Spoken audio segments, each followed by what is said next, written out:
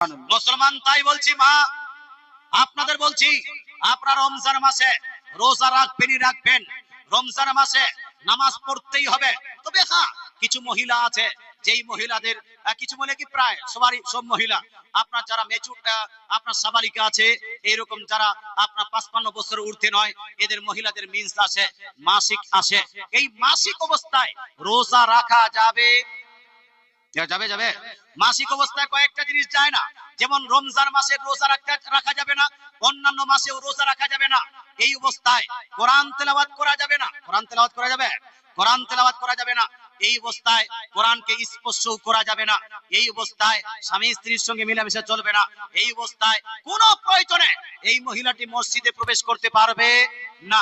তবে হ্যাঁ, ইসলাম বলছে মহিলারা যদি এই অবস্থায় নাপাক অবস্থায় থাকে, হায়েস অবস্থায় থাকে, এই অবস্থায় রোজা রাখবে না, নামাজও পড়বে না। রোজার এই নামাজটা মাফ করে দেওয়া হয়েছে। যতগুলো নামাজ ছুটেছে একটাও কাজা করতে হবে না। কিন্তু রোজা যদি ছুটে যায় তাহলে কাজা করতে হবে না? হবে না? কাজা করতে হবে। এটাকে অন্যান্য দিনে কাজা করে নেবে। কোরআন পড়তে পারে না। আমি আপনাকে বলতে চাই, বাংলাদেশের এক বক্তা, নাম হলো আব্দুর রাজ্জাক ইউসুফ, এই বক্তা বলছে ঋতুবর্তী মহিলারা হায়েস অবস্থায় কোন মহিলা যদি থাকে, ই কোরআন পড়তে পারবে। ওর একটা টুকপি বের হয়েছে, মূর্খ তার কাটা ব্যক্তি, এও বলছে না ঋতুবর্তী অবস্থায় হায়েস অবস্থায় মহিলারা কোরআন পড়তে পারবে। এ মা বোন, এত চিৎকার কেন? বাচ্চাদের কন্ট্রোল করুন না। আচ্ছা, বাংলা কথা বুঝতে পারছেন তো? আমার ভাষা বুঝতে পারছেন? ভালো লাগে না আমি জানি, আমার পরে একটা তো সুরকার রেখেছেন ভাই, তো ভালো তো লাগবে, একটু পরে ভালো লাগবে ইনশাআল্লাহ তাআলা। মুসলমান সাহেব শুনুন, মুসলমান একটু যে বাচ্চাকে কন্ট্রোল করে না, কে কে করছেন একটু আস্তে করে একবার দরুদ শরীফ, আল্লাহুম্মা সাল্লি আলা সাইয়্যিদিনা মাওলানা মুহাম্মদ وعلى آل سيدنا مولانا محمد সাল্লাল্লাহু তাআলা আলাইহি সাল্লাম। কোরআনের প্রসঙ্গে যে আলোচনাটা করলাম, মাসলাটা, এই মাসলাটা শুধু মহিলাদের জন্য নয়, পুরুষের যদি কেউ স্বপ্নদোষ হয় অথবা কোনো মিলামেশা হয়, গোসল যার প্রতি ফরজ হয়ে যায়, এই পুরুষকে বলা হয় জুনুবি পুরুষ। কি বলা হবে?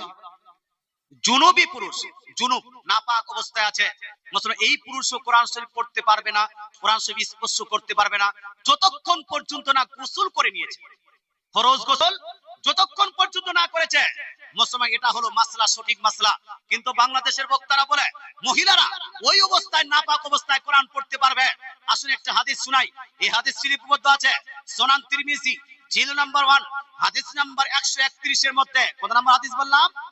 131 এর মধ্যে রাসূলুল্লাহ সাল্লাল্লাহু তাআলা আলাইহি ওয়াসাল্লাম বলছেন, লা তাকরাউল হাইসু ওয়ালাল জুনুবু শাইয়্যাম মিনাল কোরআন।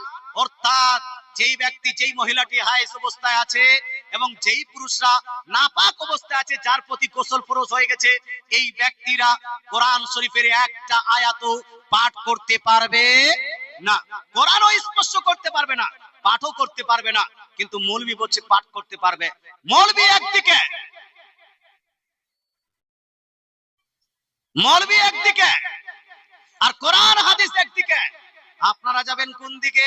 আমরা বলবো কোরআন হাদিস যেই দিকে আমরা আছি সেই দিকে। একবার হাত ধরে বলুন, আল্লাহুম্মা সাল্লি আলা সাইয়্যিদিনা মাওলানা মুহাম্মদ وعلى آل سيدنا مولانا محمد صلوا على محمد صلوا على محمد हरदम सबा से निकालो पाक नामी मोहम्मद सल्लल्लाहु ताआला अलैहि वसल्लम। আচ্ছা, রমজান মাস প্রসঙ্গে আমি আরো দুই একটা বক্তা প্রসঙ্গে আলোচনা করব। তবে রমজান মাস প্রসঙ্গে বিশেষ উল্লেখযোগ্য কিছু মাসলা, যেটা অনেকগুলো মানুষ আপনার মিস্টেক করে। অনেকগুলো মানুষ আছে এমনিতেও ভালো, একদম দৌড়াদৌড়ি করতে পারবে, গোটা দিন আপনার ওই চায়ের দোকানে বসে আড্ডা করবে, কিন্তু রমজান মাস আসলে তার হাঁটুতে ব্যথা হয়ে যায়, তার পেটে ব্যথা হয়ে যায়, মাথা ঘোরা ঘোরা অবস্থা হয়, তার সুগার বেড়ে গেছে, বিপি বেড়ে গেছে, থাইরয়েড বেড়ে গেল, এইরকম বাহানা করে রমজান মাসের রোজা রাখে না। আছে না না এরকম লোক? এরকম লোক আছে। হে মুসলমান, আপনাকে বলতে চাই, আল্লাহ তাআলা ইরশাদ করেন, ইয়া আইয়ুহাল্লাযীনা আমানু কুতিবা আলাইকুমুস সিয়াম। আল্লাহ তাআলা বলছেন, হে মুমিন বান্দারা, তোমার প্রতি রমজান মাসের রোজাটা নফল আর সুন্নত নয়, বরং রমজান মাসের রোজাটা তোমাদের জন্য ফরজ করে দেওয়া হয়েছে। কি করা হয়েছে ভাই? ফরজ করে দেওয়া হয়েছে। খাসির মাংসটা খাওয়া আপনার জন্য ফরজ নয়, রমজান মাসের রোজাটা রাখা ফরজ। আপনার জন্য বিবাহ করাটা ফরজ নয়, রমজান মাসের রোজাটা রাখা ফরজ। আপনার জন্য পান পন্থা খাওয়া এটা ফরজ নয়, তবে রমজান মাসের রোজাটা রাখা আপনার জন্য ফরজ। এটা জরুরি, কম্পালসারি। বাহানা দিচ্ছেন কেন? আপনার সুগার কতটা বেড়েছে, আপনার হাঁটুতে কতটা ব্যথা আছে, আপনার পেটে কতটা ব্যথা আছে, আপনার ওই বিপি কতটা বেড়েছে, আল্লাহ জানেন কি জানেন না ভাই? জানেন কি জানেন না? ওই অবস্থায় আপনি রোজা রাখতে পারবেন কি পারবেন না, এটা আল্লাহ তাআলা জানেন কি জানেন না? আল্লাহ জানেন। মুসলমান, যদি আল্লাহ তাআলা জানেন, তাহলে আপনি বাহানা দিচ্ছেন কাকে? মৌলভী সাহেবকে? আপনি বাহানা দিচ্ছেন কাকে? বক্তা সাহেবকে? না না, বাহানাবাজি করবেন না। আপনি যদি পাগল না হন, আপনি যদি সাবালক হয়ে থাকেন, আপনি যদি সাবালিকা হয়ে থাকেন, রমজান মাসের রোজা আপনাকে রাখতে হবেই হবে। কথা বুঝে গেল? পাগল? আপনি কি পাগল? তো না রাখেন না। যদি আপনি পাগল হয়ে থাকেন, তার কাটা হয়ে থাকেন, তো বহরমপুর হসপিটাল ভর্তি হয়ে যান। বহরমপুরে যদি না হয়, তাহলে ঝাড়খণ্ডের আপনার রাজধানী রাঁচিতে গিয়ে আপনি একটু ট্রিটমেন্ট করেন। মুসলমান, যদি পাগল না হন, তাহলে ভাই আপনি যদি সাবালক সাবালিকা হয়ে থাকেন, রমজান মাসের রোজা আপনাকে রাখতেই হবে। ধ্যান রাখেন মুসলমান, সাবালক সাবালিকা মানে কি? সাবালক কখন হয় মুসলমান? মুসলমান সাবালক একজন পুরুষ সাবালক হয়ে যায় 10 থেকে 15 বছরের মধ্যবর্তী সময়। 10 বছরে হতে পারে, আপনার 11 বছর হতে পারে, 12 বছর হতে পারে, 13-14 বছরে হতে পারে। যদি 15 বছরের আগে আগে সাবালক না হয়, তাহলে 15 বছরে গিয়ে তাকে সাবালক শারআন ধরে নেওয়া হবে। মুসলমান সাবালক মানে হলো এই, তার স্বপ্ন তো হওয়া শুরু হয়ে গেল, একে সাবালক ধরে নেওয়া হবে। মুসলমান তদ্রূপ একজন নারী 9 থেকে 15 বছর মধ্যবর্তী সময় সাবালিকা হয়ে যায়। যদি নারীটি কোন মেয়ের হেজ এই সময়ের মধ্যে হেজ শুরু হয়ে যায়, মেয়েটি সাবালিকা হয়ে গেছে, শরীরের আকার পরিবর্তন হয়, মেয়েটি সাবালিকা হয়ে গেছে, 12 বছরের সাবালিকা হয়েছে, 12 বছরের রমজান মাসের রোজা রাখা ফরজ হয়ে গেছে। সাবালক আপনি 12 বছর বা 11 বছর হয়েছেন, তার প্রতি রোজা রাখা ফরজ হয়ে গেছে। এবার ম্যাট্রিকের জন্য, ম্যাট্রিকের বাহানা করে বেটাকে কেউ যদি বলে, বেটা তোর সামনে ম্যাট্রিক আছে, রোজা রাখার দরকার নাই, বেটি সামনে উচ্চ মাধ্যমিক আছে, রোজা রাখার দরকার নাই, কাল কিয়ামতের মাঠে উত্তপ্ত ময়দানে ওই বেটা ওই বেটি যদি আপনাকে বলে, আব্বা জান আপনার কারণে আমি রোজা রাখিনি, আমাকে একটু নেকি দিন যাতে আমি জান্নাতে চলে যাই, আপনি কি নেকি দিবেন? হ্যাঁ বলুন। নেকি দিবেন না ভাই? নেকি দিবেন না। নেকি যখন দিবেন না, তাহলে বেটার উপর অত্যাচার কেন, বেটির উপর অত্যাচার কেন? শুনুন, বর্তমান যুগে বাপকে কেউ যদি না দেখে তাকে পাপী বলা হয়, মাকে কেউ যদি দেখভাল না করে তাকে গুনেহগার বলা হয়, বাপ মাকে কেউ যদি বাড়ি থেকে বের করে দেয় তাকে গুনেহগার, বাদকার, সিয়াকার বলে, বাপ মাকে কেউ যদি ভাত না দেয় তাকে অপদার্থ বলে, তাকে নাফরমান বান্দা বলে। মুসলমান, এই আপনার বাপ মাকে, বৃদ্ধ বাবা বৃদ্ধ মাকে দেখাটা হলো জরুরি। বক্তারা বলে মায়ের এক ফোঁটা দুধের ঋণ শোধ হবে না কোনোদিন, এই কথা আমরা আলোচনায় শুনি। মুসলমান, আপনাকে বলতে চাই, হে মুসলমান, মায়ের আপনার দুধের ঋণ শোধ করতে হবে, বাপ মাকে দেখভাল করতে হবে, বাপ মাকে খেদমত করতে হবে, বাপ মায়ের খাবারের আয়োজন করে দিতে হবে, এটা তো জরুরি, এটা সন্তানের উপর জরুরি, সন্তানের দায়িত্ব, সন্তানের কর্তব্য। কিন্তু বাপ মায়ের দায়িত্ব আছে কি নাই? বাপ মায়ের কর্তব্য আছে কি নাই? বাপ মায়ের কর্তব্য কি? আপনি মনে করেন বাপ মায়ের কর্তব্য হলো পৃথিবীর মধ্যে ছেলেকে মাধ্যমিক উচ্চ মাধ্যমিক পাস করিয়ে মাস্টার ডাক্তার করে দিয়ে তাকে বিবাহ দিয়ে দিলাম, দায়িত্ব পালন হয়ে গেছে? না রে ভাই, না। সমাজ কলুষিত হয়েছে বাপের জন্য, সমাজে নোংরামি ফেলেছে এই বৃদ্ধ মানুষের জন্য। আপনাকে বলতে চাই, সমাজ আজকে খারাপের দিকে যায় বাপ মায়ের কারণে, বেটিরা নষ্ট হচ্ছে বাপ মায়ের কারণে, বেটারা ধ্বংস হচ্ছে বাপ মায়ের কারণে, মেম্বার মুখিয়া নামাজ পড়ে না বাপ মায়ের কারণে, স্কুল কলেজের ইউনিভার্সিটির ছেলেরা আজকে মসজিদে যায় না বাপ মায়ের কারণে। বাপ মা যদি নিজ দায়িত্ব সঠিকভাবে পালন করত, সমাজ এত কলুষিত হতো। কথা কি বুঝতে পারছেন বাবা? না একটু স্পিড হয়ে যাচ্ছে? মুসলমান, আপনাকে বলতে চাই, বাপ মায়ের দায়িত্বটা কি 10 মিনিটে বলবো? রাগ করবেন? রাগ করবেন? মুসলমান না।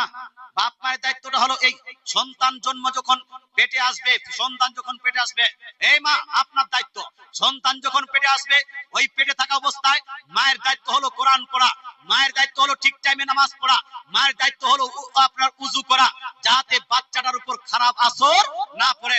টিকটক দেখবেন পেটে বাচ্চা আছে, খারাপ আসর পড়বে না পড়বে না? নাটক দেখবেন পেটে বাচ্চা আছে, খারাপ আসর পড়বে না পড়বে না ভাই? পড়বে না। কিন্তু মা নিজ দায়িত্ব পালন করলো না। এবার যেই দিন বাচ্চাটা ভূমিষ্ঠ হবে, বাচ্চাটা ভূমিষ্ঠ হওয়ার সময় বাপের দায়িত্বটা শুনুন। বাচ্চা ভূমিষ্ঠ হলো, বাপের দায়িত্ব হলো ওই আপনার বাচ্চার কানে আযান দেওয়া।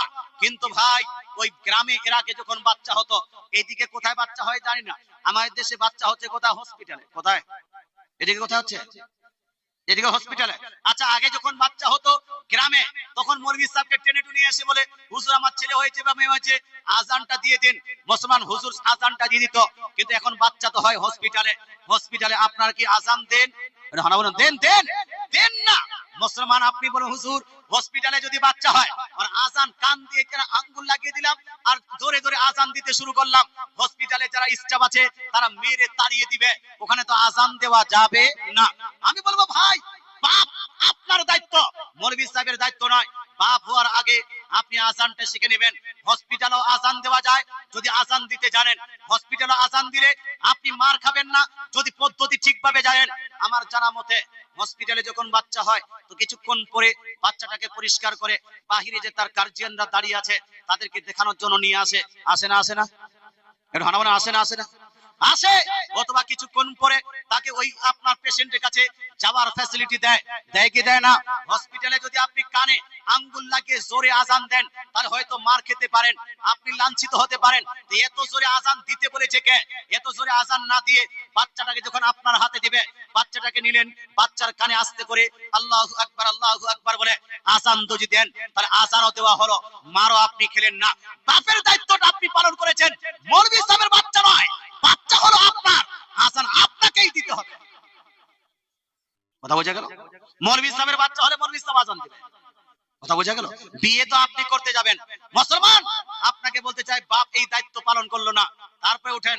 এরপরে মায়ের দায়িত্ব। আবার মায়ের দায়িত্ব হলো যে 2 বছর কন্টিনিউ মাকে দুধ পান করাতে হবে। এই দুধ পান করতে গিয়ে বাচ্চাকে গালি দিতে পারবে না। বাচ্চা যদি কান্না করে বাচ্চার জন্য বিরক্ত হতে পারে না, বাচ্চার উপর কোন রকম আপনার বিরক্তি হতে পারবে না। এটা হলো মায়ের দায়িত্ব। অনেকগুলো মা আছে দুধ পান করতে গিয়ে বাচ্চাকে গালি দিয়ে দেয়। অনেকগুলো মা আছে যারা যারা আপনার বাচ্চা একটু কষ্ট দিলে ও বাচ্চার উপর যেন রেগে যায়। এরকম আছে না? নাই? আছে না? এইরকম করাটা যাবে না। 2 বছর কন্টিনিউ এই মায়ের দায়িত্ব হলো নিজ সন্তানকে দুধ পান করানো। আর 2 বছর পূর্ণ হওয়ার আগে আগে দুধটাকে ছাড়ার চেষ্টা করতে হবে। তাকে রুটি খাওয়াতে হবে, দালিয়া খাওয়াতে হবে, বিরিয়ানি কি বলছে আপনার খিচুড়ি খাওয়াতে হবে। 2 বছর হয়ে গেল বাচ্চার দুধ বন্ধ করে দিতে হবে। মায়ের দায়িত্ব। মুসলমান এই 2 বছরের আগে আগে বাপের আরেকটা দায়িত্ব ছুটে গেল, সেটা হলো যখন এই বাচ্চা হসপিটাল থেকে আসলো, আসার পরে 7ম দিনে 7 দিনে গিয়ে, কয়দিন গিয়ে? 7 দিনে গিয়ে বাচ্চার একটা কাজ করতে হবে। সেইটা কাজের নাম কি? এই বলুন না। কি জি? কি ব্যাপার জি, আপনারা খুব রাগ করছেন ভাই। কি করেন বলেন না? আকিকা মনে করে জানেই না মনে হয়। আপনি দিয়ে করে না নাকি? হ্যাঁ তো বলছেন না কেন? না আমাদের দেশে আরেকটা হয় 5 দিনে 5টি। 5 দিনে ওই দাদি নানিকে যারা এই নোংরা টোংরা পরিষ্কার করেছে এদেরকে খাওয়ানোর জন্য একটা মুরগা টুরগা জবাই করে ওদেরকে খাওয়ায়। এটা 5 দিনে গিয়ে করে মুসলমান, ওটাকে 5টি বলে। তো এটা শরীয়তের সঙ্গে কোনো কানেকশন নাই। কিন্তু 7ম দিনে গিয়ে যে আকিকাটা করা হয় এটা শরীয়তের সঙ্গে কানেকশন আছে কি নাই? এটা হলো বাপের দায়িত্ব। বাপ এই আকিকার জন্য একটি ছাগল ক্রয় করবে, একটা গরু ক্রয় করবে, অথবা একটি আপনার উট ক্রয় করবে, একটা মেন্ডা ক্রয় করবে আর ওটাকে জবাই করবে। ওই দিন বাচ্চার একটা সুন্দর নাম রাখতে হবে। মিন্টু ফিন্টু হিন্টু ঝিন্টু নাম রাখা যাবে না, সুন্দর নাম রাখতে হবে।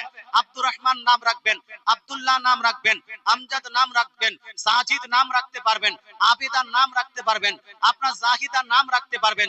সুন্দর নামগুলো রাখবেন, কিন্তু আপনার ওই খারাপ নামগুলো রাখবেন না। বাচ্চার উপর বাচ্চার নামেরও আসর পড়ে কি পড়ে না ভাই? দেখবেন এলাকার মধ্যে যার নাম দুখু, ও দুঃখী পালায় না। যার নাম আপনার দুখিয়া, ওর যেন সবসময় যেন মুসিবত লেগে আছে। মানে হয়, আমরা প্র্যাকটিক্যাল একটু করে দেখি তো। মুসলমান এই জন্য খারাপ নাম রাখেন না, ভালো ভালো নাম রাখেন, তাহলে বাচ্চার উপর প্রতি আসর পড়বে।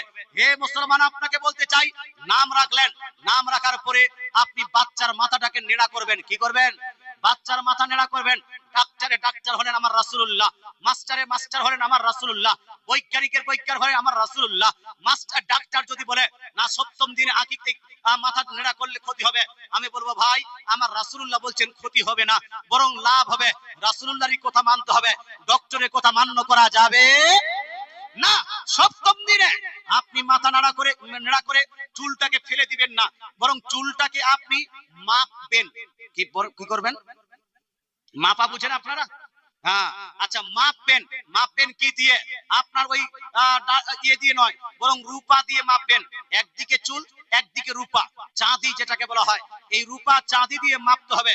আর রূপাটা ওই চুল সম পরিমাণ যে রূপা, এটা আল্লাহর রাস্তায় দান করে দিতে হবে। জোরে বলে সুবহানাল্লাহ।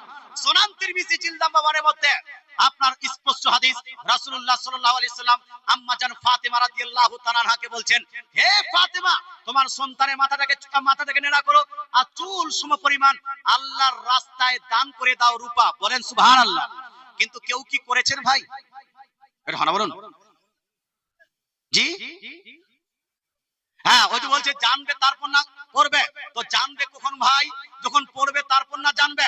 তো মৌলভী সাহেবকে তো রেখে দিয়েছেন, কিন্তু পড়তে একদিনও যাবেন না। মৌলভী সাহেব মসজিদে চুপচাপ বসে আছে, মৌলভী সাহেব এত বলে আসো আমার কাছে পড়তে পড়তে পড়তে, কিন্তু যায় না।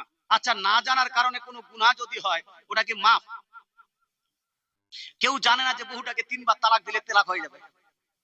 ও 3 বার ফ্রাম ফ্রাম করে তালাক দিয়ে দিয়েছে, আর হুজুরের কাছে পৌঁছে গেছে, হুজুর আমি আমার স্ত্রীকে রাগে 3 তালাক দিয়ে দিয়েছি, তালাকটা হবে না হবে না? হ্যাঁ, বাতিল হয়ে গেল। কে বাতিল হবে, তালাকটা না স্ত্রীটা? স্ত্রীটা। ও জানে না, তাও বাতিল হবে। কথা বোঝা গেল? ভালো তো বুঝেন আপনারা। তাহলে ও জানে, ও জানতে কোনো জিনিস মিস্টেক হলে সেটা মাফ নয়। আপনাকে কি বলছে জানতে হবে। বাপ, আপনারা জ্ঞানী গুণী মানুষ, অনেক বয়স হয়ে গেছে, পৃথিবীতে অনেক কিছু জানেন। আপনি হাল বাইতে জানেন, ধান লাগাতে জানেন, কি বলছে গম লাগাতে জানেন, এত কিছু জানছেন, তাহলে ইসলামের জ্ঞানগুলো কেন জানছেন না? সন্তান লালন পালন করার নিয়ম পদ্ধতিটা কেন জানবেন না? আপনাকে জানতেই হবে। কথা বোঝা গেল? একবার দরুদ শরীফ